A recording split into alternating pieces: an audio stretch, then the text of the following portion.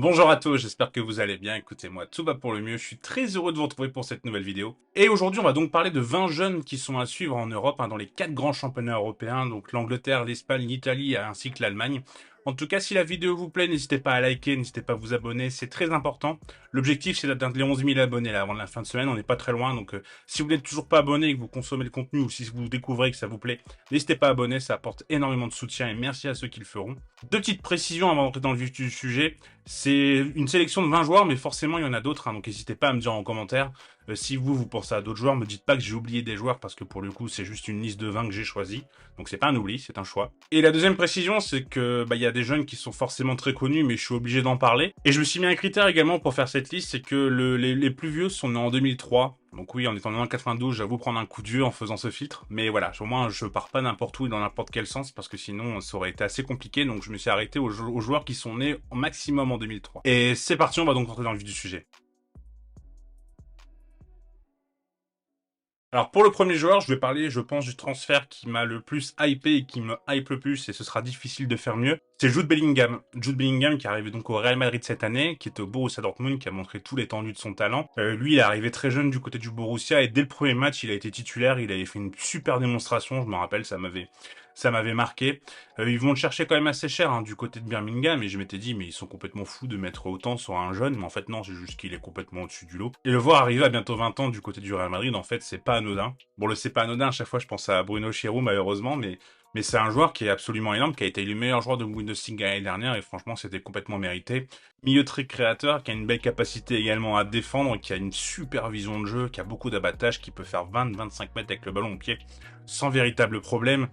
Là, au Real Madrid, apparemment, sur certains entraînements, de ce que j'ai pu lire et ce que j'ai pu voir, il serait considéré comme un second attaquant. Il pourrait jouer comme second attaquant par moment. Je pense que moi, c'est en attente de potentiellement que le recrute un neuf, parce que c'est vrai que Roselu, ça peut peut-être paraître léger, et Rodrigo en fond neuf, moi, je suis pas son plus grand fan. Alors que c'est un joueur que j'adore, mais j'avoue que dans ce positionnement, je suis un peu dubitatif. Mais ouais, j'ai vraiment hâte de le voir. Franchement, ce qu'ils ont fait le Real là pour pouvoir sur le court moyen terme remplacer Kroos et Modric. C'est assez monstrueux avec Kamavinga, il y a Valverde aussi qui joue de plus en plus au milieu, qui est un milieu de base, on s'entend complètement. C'est vrai qu'il avait tendance à jouer sur le côté droit.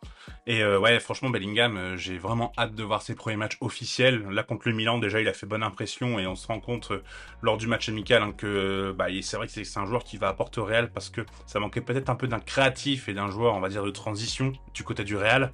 Surtout qu'il n'y a plus Benzema qui est capable de venir chercher les ballons comme il pouvait le faire auparavant. Donc je pense que ça va être un très bon lien entre le milieu et l'attaque. Et ouais, franchement, je suis vraiment excité de voir le Jude Bellingham au Real. Le deuxième joueur, on va reparler d'un joueur qui est en Bundesliga, et ce coup-ci on va parler de Jamal Musiala. Bon, ceux qui me suivent sur les réseaux, vous savez l'amour que j'ai pour Jamal Musiala. D'ailleurs, j'avais fait un podcast sur Formation Football Club où j'avais été invité, on n'avait pas Jamal Musiala. Il est toujours plus ou moins d'actualité, donc si vous voulez l'écouter, je vous mettrai le lien en description. Mais sincèrement, Jamal Musiala, c'est un petit joyau, c'est vraiment un disque, c'est un disque qui est capable de jouer un peu sur le côté, mais qui est capable également de jouer plus 8. Moi, je trouve que 10 c'est sa position préférentielle. C'est le seul joueur qui a réussi à, je trouve, sortir du lot, par exemple, lors de la Coupe du Monde avec l'Allemagne, alors que l'Allemagne était quand même en grande difficulté. Et il est toujours d'ailleurs. C'est vrai qu'il a eu un peu plus de difficultés l'après-Coupe du Monde, mais c'est un phénomène qu'on n'a pas beaucoup évoqué, je trouve, dans cette saison. Parce que quand la Coupe du Monde se passe l'été et qu'après, il y a le début de saison, on dit toujours, ouais, mais c'est normal, les joueurs, ils sont un peu en difficulté. Notamment après le sacre de la Coupe du Monde en 2018, il y a eu pas mal de Français qui ont été en difficulté après la Coupe du Monde, ce qui est tout à fait normal. Et je trouve que cette saison, alors que pourtant c'était en plein milieu de la saison, donc c'était presque plus criant, on n'en a quasiment pas parlé de ce phénomène, alors que pourtant je trouve qu'il y en a beaucoup de joueurs qui ont eu du mal, y compris Musiala, qui a vraiment fait une saison pleine, en termes de matchs, en tout cas en termes de quantité de matchs. Bon, c'est lui qui permet quand même au Bayern d'être champion d'Allemagne, grâce à ce beau but lors du dernier match. Mais c'est un joueur qui a vraiment énormément de talent, qui a une belle vision de jeu, qui est capable d'éliminer n'importe quel adversaire, qui fait quasiment toujours le bon geste, qui a toujours la bonne idée, qui devient de plus en plus réaliste devant le but, de plus en plus efficace. On pouvait un peu lui reprocher, de toute façon vous l'entendrez si vous écoutez le podcast du coup, que on lui reprochait peut-être de pas avoir assez de stats. Là, clairement, il a un peu gommé, même si encore une fois, c'est vraiment sa première partie de saison qui est excellente, et là c'est un peu plus compliqué. Mais c'est normal pour un joueur de stage là. On peut pas toujours avoir une lignée de stats énormes quand on a 19-20 ans. C'est vrai que Erling Haaland, Mbappé ou Lionel Messi, pour ne citer qu'eux, nous ont tellement habitués à des standards très élevés qu'on en attend énormément des jeunes joueurs dès le début, mais il faut quand même remettre les choses dans son contexte, et c'est assez normal dans son cas de pas avoir non plus voilà, excellemment brillé, même si encore une fois, moi je trouve qu'il a été bon. Excellent en début de saison, plutôt bon en moitié de saison. Le changement d'entraîneur l'a peut-être un peu perturbé et Tourelle n'avait pas forcément l'air de compter sur lui. Et en fin de saison, finalement, il rentre lors du dernier match et il marque. Donc voilà, hâte de voir la suite avec Jamal Musiala. Peut-être des petits doutes par rapport à la tactique de Tourelle, comment il pourrait rentrer dedans. Mais j'espère qu'il aura du temps de jeu parce que c'est un joueur vraiment assez unique. On va maintenant partir du côté de l'Angleterre. Et pour l'Angleterre, j'ai décidé de parler d'un défenseur central. Et comme défenseur central, je vais vous parler de Levi Colwill, qui est un joueur qui appartient à Chelsea, qui a fait sa saison à Brighton, où il était prêté par Chelsea. Et je l'ai découvert surtout sur cette fin de saison. C'est d'ailleurs là où il a eu le plus de temps de jeu. Sous Graham Potter, il n'en avait pas forcément énormément, mais avec l'arrivée de Roberto De Zerbi, il a eu un peu plus de temps de jeu. Et j'avoue avoir été assez bluffé par ce défenseur central que je trouve vraiment très costaud. Honnêtement, je suis assez bluffé de ses performances. Je le trouve vraiment très très costaud. Je vois un avenir vraiment radieux pour lui. J'ai vu qu'il était un peu comparé à John Terry. On va peut-être un peu se calmer quand même, mais c'est vraiment l'archétype du défenseur central moderne. C'est un défenseur qui a une capacité à jouer avec le ballon qui est assez énorme, qui peut casser des lignes avec ses passes, qui a une belle vision de jeu, qui est vraiment habile avec la balle dans les pieds.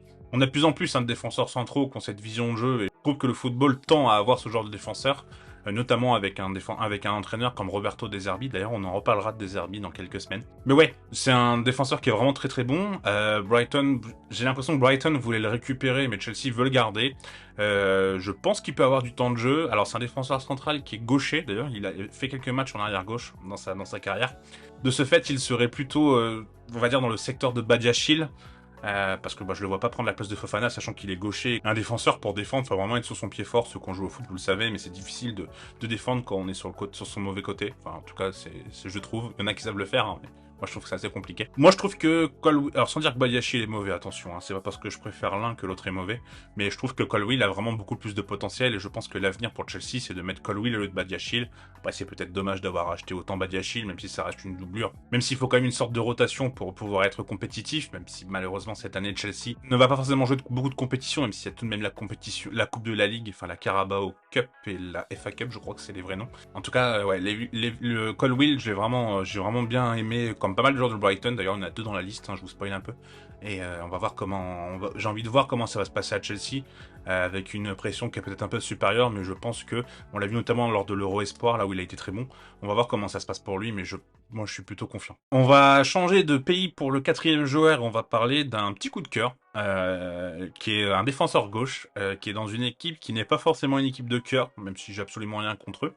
C'est Alejandro Balde, le défenseur gauche du Barça, qui m'a tout simplement impressionné. Franchement, j'ai presque envie de dire qu'il est sous-coté. Chez les Barcelonais, effectivement, il y a une certaine prise de conscience qu'on est sur un crack absolu à son poste. Il a quand même mis Jordi Alba sur le banc, ce n'est pas rien, même si Jordi Alba était peut-être sur la pente descendante. Enfin, il était sur la pente descendante. Mais ouais, Balde, il est impressionnant. C'est vraiment un défenseur gauche, mais qui, en phase offensive, est vraiment piston, et qui a des qualités de percussion qui sont assez énormes, une belle vision de jeu, une belle qualité de centre également, belle qualité de passe. Mais défensivement également, je trouve que pour son âge, il est loin d'être mauvais. Alors, je trouve qu'il a plutôt l'abattage pour pouvoir revenir défensivement quand il part un peu à l'abordage. Il a cette capacité à pouvoir revenir et se replacer. Franchement, c'est un petit monstre, hein. C'est un petit monstre à son poste. Je suis vraiment très fan du joueur. Je sais qu'on en fait beaucoup autour de Pedri, qu'on en fait beaucoup autour d'un autre qui va être dans la liste, qu'on en fait beaucoup autour, peut-être moins maintenant parce qu'il a eu des blessures, mais d'Ansu Fati. Mais Baldé, c'est un crack absolu. En tout cas, j'ai pas peur de dire les termes, hein, mais franchement, c'est assez bluffant ce qu'il fait à son poste. On va rester à Barcelone pour le 5e joueur, et j'ai envie de vous parler de Gavi. Gavi commence à être connu, qui commence à avoir quand même pas mal de sélections espagnoles, et qui a commencé au Barça assez jeune, hein. Luis Enrique a d'ailleurs pas hésité à le faire jouer rapidement en sélection, et c'était une belle chose, et il s'est clairement bien approprié, je trouve, la pression. Et Gavi, c'est un joueur qui est clivant, surtout chez les fans du Real Madrid, parce que c'est un joueur qui a un peu un mauvais caractère. Et moi, j'avoue que c'est ce qui me plaît chez lui. Parce que il se bat, alors que franchement, il a un petit gabarit, il est pas très très costaud. Alors le mec, il se bat, il a une agressivité dans le bon et dans le mauvais terme. Moi, je trouve que c'est plutôt dans le bon terme, hein. Mais je comprends qu'il y a des joueurs qui sont pas fans de Gavi. Mais moi, j'adore, il se bat tellement. Et en plus de ça, bien sûr, c'est un artiste balle au pied, hein. Il est vraiment très très bon. Peut-être qu'il marque pas assez de buts. Après, est-ce que c'est ce qu'on lui demande? Je sais pas trop. Mais tactiquement, il correspond parfaitement à ce que veut faire Xavi. Et là, avoir Gundogan qui arrive, peut-être pour lui mettre une sorte de concurrence, ou alors aligner les deux. En tout cas, Gundogan sera plus apte à marquer des buts que Gavi. Et je pense que de ce fait, on va avoir un Gavi qui va être beaucoup plus libre et il y aura peut-être moins cette pression de vouloir marquer. Ouais, c'est un joueur qui est vraiment excellent, qui est très atypique, mais qui a une qualité de dribble qui est assez redoutable. En tout cas, ouais, j'aime vraiment beaucoup Gavi. Mais ouais, en tout cas, Gavi, gros crack. Pour le sixième joueur, on va retourner en Allemagne et j'ai envie de parler d'un joueur que j'appréciais beaucoup, enfin que j'apprécie toujours beaucoup, mais qui a connu une grosse blessure et qui revient quand même bien, malgré cette grosse blessure. C'est Florian Wirtz, qui est aussi un 2003, qui a un milieu offensif, mais qui est capable de jouer à la fois sur un côté, mais également en second attaquant, même en neuf, hein, chez Belonzo, le considérait presque comme neuf, même si au final, quand on voyait son positionnement, c'était un peu ce que Kai Havertz faisait à un moment à Leverkusen. D'être vraiment un peu reculé. Enfin, il l'a fait aussi un peu à Chelsea, même si ça a été plus compliqué. Mais voilà, c'est pas un vrai neuf, ça c'est une certitude. Mais ouais, Florian Wirtz, c'est un vrai crack. J'avais très peur quand il s'est fait les ligaments croisés, parce qu'on sait jamais comment un joueur revient, mais il est vraiment très bien revenu. Il est dans un contexte qui est vraiment très bon, là, avec Xabi Alonso. Leverkusen commence à vraiment très bien bosser. Il bosse très bien depuis plusieurs années, mais c'est vrai que l'année dernière, il y a eu un début de saison qui a été complètement raté, et Xabi Alonso avec Leverkusen a réussi un peu à remonter la pente, même si malheureusement, ils n'ont quand même pas accroché l'Europe. Mais, mais ouais, Florian Wirtz, c'est vraiment le 10, le 10 pur. On va dire le 10 moderne, parce que c'est quelqu'un qui est très rapide, qui est très vif sur ses appuis, qui a une capacité de marquer, de faire des passes décisives, qui est vraiment très complet, dribblé. Franchement, il a peu de défauts, à part peut-être le jeu de tête parce qu'il est pas très grand. Mais, euh, mais ouais, c'est un joueur vraiment à suivre et j'ai hâte de voir sa saison.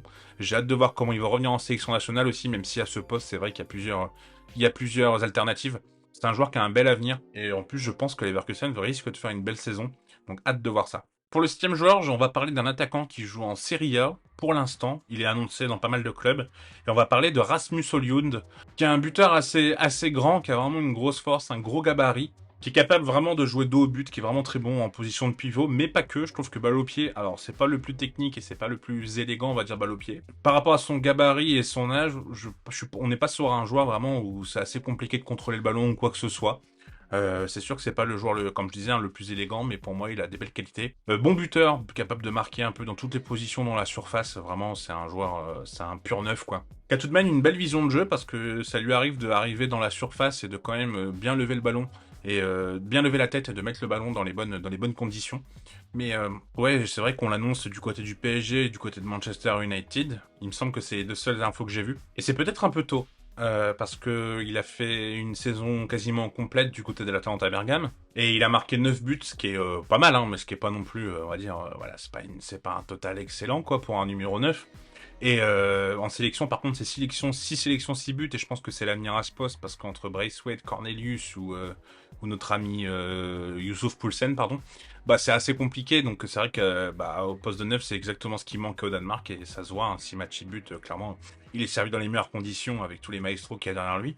Mais ouais, en fait, j'aurais bien voulu qu'il refasse une saison en plus à Atalanta Bergame pour continuer à progresser, et pour confirmer surtout tout le potentiel qu'il a. Manchester United, je trouve que c'est plutôt une belle idée, même si on parle de 60-70 millions, mais bon, le marché des neufs, hein, on sait que la numéro 9, ça coûte une blinde en ce moment. Je suis toujours surpris de voir les gens étonnés par le prix du numéro 9, ça fait quand même quelques années que c'est le cas, et puis là, en plus, avec l'Arabie Saoudite qui déploie des moyens et tout, forcément, ça rehausse le marché du transfert. Donc ouais, c'est pas très pertinent, je trouve, de dire, oh, c'est cher. Je pense qu'on est sur des standards élevés qui vont devenir de plus en plus élevés, et voilà, contester juste un prix en disant, ouais, il est trop cher. Le pire, je pense que c'est les gens, quand il y a un prix, ils disent, bah, il est surcoté. Ah non, c'est pas surcoté. C'est le prix du marché qui te donne cette certaine cote. Enfin bref. Et je suis un peu parti dans les explications, mais en tout cas, il a un vrai potentiel. Et je pense qu'à Manchester, il pourrait réussir, au PSG aussi, hein. Il y a pas de souci. Mais dans tous les cas, j'aurais aimé qu'il reste un peu plus à l'Atalanta pour confirmer. Et après prendre une bonne décision. Mais je pense qu'il restera pas parce que l'Atalanta, de toute façon, ils sont en train de prendre à l'heure où je tourne. C'est pas encore officiel, mais c'est très bien parti. El Bilal Touré d'Almeria, qui est passé par Reims d'ailleurs. Qu'ils le prennent et qu'ils l'achètent, je crois, 27 millions de ce que j'ai vu, 30 avec bonus. Bon, c'est parce que Lyon va partir, donc voilà. On va rester du côté de l'Atalanta et on va parler de Giorgio Scalvini, qui lui également a fait 32 matchs cette saison en Serie A, de 2335 minutes, hein, donc vraiment il était plutôt titulaire, ça fait 26 matchs hein, quasiment au total. Et c'est un défenseur qui est également très costaud. C'est très difficile de résister au duel avec lui. Il est vraiment très fort. C'est un défenseur aussi que j'aime bien. Moi, je trouve qu'il défend debout quasiment tout le temps, quasiment systématiquement. Et ça, j'avoue, j'aime vraiment beaucoup Scalvini. En fait, je l'ai découvert parce qu'il a été sélectionné avec l'Italie. Je me suis dit, tiens, joueur de l'Atalanta, j'avoue que je regarde pas tous les matchs de l'Atalanta, mais j'en ai regardé justement pour voir ce joueur. Et puis pour voir Olyund également, parce qu'on en parlait beaucoup. Et ouais, Scalvini, il a une vraie prestance. On le reconnaît bien en défense centrale, mais en général, quand on repère un défenseur, c'est qu'il est plutôt bon, et lui, c'est le cas. Mais ouais, c'est vraiment un défenseur qui est excellent à l'interception, qui a une très belle qualité de passe également. D'ailleurs, pendant quelques matchs, il a joué 6, et je trouve que ça lui correspondait plutôt bien. Le défaut que je trouve à Scalvini, c'est peut-être sa rapidité. Il est assez lent. C'est pas rédhibitoire hein, dans une défense à 3, surtout la défense à 3 de l'Atalanta, c'est clairement pas rédhibitoire. Dans une défense à 2, par contre, je suis peut-être un peu plus sceptique sur son profil, pour être honnête. Par rapport à son placement, parce que c'est pas le même placement dans une défense à 3 que dans une défense à 2. Il a 4 sélections en Italie maintenant, désormais. Mais ouais, c'est un vrai futur talent. Hein. À son poste, j'aime beaucoup. Je préfère peut-être Colville, par rapport à ce que je disais. Mais il a quelque chose. Il a vraiment une belle vision de jeu. Après, c'est peut-être pas très élégant par moment. Notamment par rapport à sa lenteur. Donc c'est vrai que quand il a le ballon, par moment, on sent que c'est pas très fluide. Mais ouais, vraiment un très bon joueur et je vous invite à regarder les matchs de l'Atalanta. On est un peu dans le prisme des Coupes d'Europe, parce que l'Atalanta, alors c'est pas l'Atalanta d'il y a 3-4 ans, effectivement, avec les Ilicic, les Papou Gomez, tout ça. Mais ça reste quand même une belle équipe à regarder, donc si jamais voilà, vous avez un peu de temps et que vous voulez voir un peu la Serie A, c'est un championnat qui est pour le coup très sous-estimé, je trouve. Pour conclure, Giorgio Scalvini, vraiment, je vous invite à suivre sa progression, je pense que ça va être un futur très grand. On va parler de Brighton et on va parler de Evan Ferguson, attaquant de 18 ans irlandais, qui est né en octobre 2004, qui a fait que 950 minutes avec Brighton, ce qui est pas forcément énorme, mais qui a quand même mis 6 buts, donc ça fait un but tous les 150 minutes, un but tous les 3 mi-temps, on va dire. J'avais jamais entendu d'ailleurs cette phrase, un but tous les 3 mi-temps, ça fait bizarre en le disant, mais je pense que d'un point de vue moyenne, c'est pas déconnant de dire ça. Et c'est un joueur qui me plaît bien, qui m'intrigue. Pour être honnête, je le voyais comme un peu un grand gaillard parce qu'il impose énormément dans la surface. Et en faisant les recherches pour la vidéo, je me rends compte qu'il fait qu'1m83. Et j'avoue que ça m'a assez surpris parce que il ressemble un peu dans sa façon de marquer les buts et tout aux joueurs qui sont un peu très grands. Par contre, c'est vrai que quand on se penche un peu sur sa technique et sa fluidité, c'est un joueur qui a vraiment un bon toucher de balle. En fait, il est costaud. Il résiste bien, duel, il est bon, il est bon dans la surface. Mais en même temps, quand il a le ballon, on voit que voilà, il est très fluide. Et en fait, c'est un profil qui est atypique. C'est un profil qui est atypique. On n'a pas beaucoup de joueurs qui sont comme lui, qui sont à la fois capables d'être bons comme ça dans la surface, mais également quand ils ont le ballon d'être fluides. Et en général, ce genre de profil assez atypique, alors ça peut soit tout péter, soit un peu malheureusement, vu qu'on comprend pas forcément le joueur, ça coule un peu. Mais lui, j'ai vraiment beaucoup d'attentes autour de lui parce que ouais, j'aime bien le joueur. Pareil, conseil, hein, si vous voulez voir des beaux matchs, je vous invite à regarder Brighton en Première Ligue. Et vous pouvez également suivre Brighton France, c'est le copain Daniel qui tient la page sur Twitter, donc surtout n'hésitez pas à suivre, c'est un super gars, il fait du très bon boulot, c'est un très connaisseur de Brighton, donc n'hésitez pas. Mais voilà, c'est déjà attaquant titulaire d'ailleurs de la sélection de l'Irlande. Hein. On l'a vu contre l'équipe de France où pour le coup il n'a pas forcément eu énormément de ballons. Mais ouais, c'est vraiment un joueur qui peut devenir l'attaquant ultime en fait, tout simplement. On va pas forcément aller trop vite. Il a que 18 ans et malheureusement il se peut que dans le foot, il y ait une blessure ou des mauvais choix de carrière qui font que la carrière elle plombe. C'est malheureusement le quotidien de pas mal de grands espoirs. Il a vraiment quelque chose. Et c'est pourquoi Evan Ferguson, je vois beaucoup de qualité, je mets beaucoup d'espoir en lui et je pense qu'il fera une très belle carrière. En plus, il est dans le bon club avec le bon entraîneur pour progresser, donc hâte de voir ce qu'il va faire cette saison. Le deuxième joueur qu'on va évoquer, c'est Youssoufa Moukoko, qui joue du côté de Dortmund, qui est un attaquant qu'on connaît, j'ai l'impression, depuis 4-5 ans, parce qu'on a entendu parler de lui, il avait 12-13 ans, qui est un joueur qui est né en novembre 2004, en fait, il est pas si vieux. Et Youssoufa Moukoko, c'est un joueur qui a vraiment beaucoup de potentiel, mais on en a tellement parlé jeune, que j'avoue avoir des attentes élevées autour de lui, et pour l'instant, je les ai pas. Alors, en octobre-novembre, il a vraiment fait du bon travail, ou d'ailleurs, ça lui a valu d'être sélectionné en équipe nationale d'Allemagne. Vu qu'il y a une pénurie de numéro 9, en plus de la blessure de Timo Werner, ça pouvait clairement se comprendre qu'il soit pris, et c'était, à mon sens, mérité. Mais c'est vrai qu'il y a eu le retour de Sébastien Haller après à Dortmund et on a plutôt compté sur Sébastien Haller. C'est vrai que moi je m'attends à mieux de la part de Youssoufa Moukoko. Là il a marqué 7 buts en bout de 6 gosses, ce qui est pas un mauvais total, mais je trouve qu'on est loin des attentes qu'on avait quand même qu'on avait sur lui, même si j'enlève rien en son potentiel et ça se trouve il va exploser cette saison et c'est pourquoi il est dans cette liste. Encore une fois je précise, il faut avoir de la nuance avec les jeunes joueurs. Mais j'attends le petit step. C'est vrai que j'attends la saison là où il te met 12-15 buts sur ton Bundesliga à Dortmund, bon c'est vrai qu'il a l'air devant, mais justement, est-ce qu'il est pas capable de bousculer un peu? J'avais entendu hein, que par contre à l'entraînement c'était pas le plus gros travailleur, c'est peut-être ça qui fait défaut. On verra comment ça se passe pour lui la saison prochaine, mais en tout cas ça reste un très jeune joueur à suivre avec beaucoup de talent.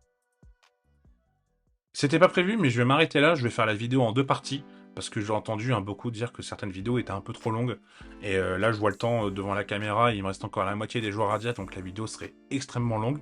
Donc on va la faire en deux parties. La deuxième vidéo sortira le lendemain, parce que je vais tourner dans la foulée, je vais encore avoir la même tenue, donc, donc voilà.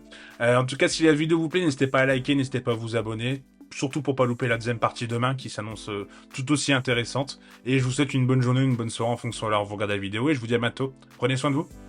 Tchuss!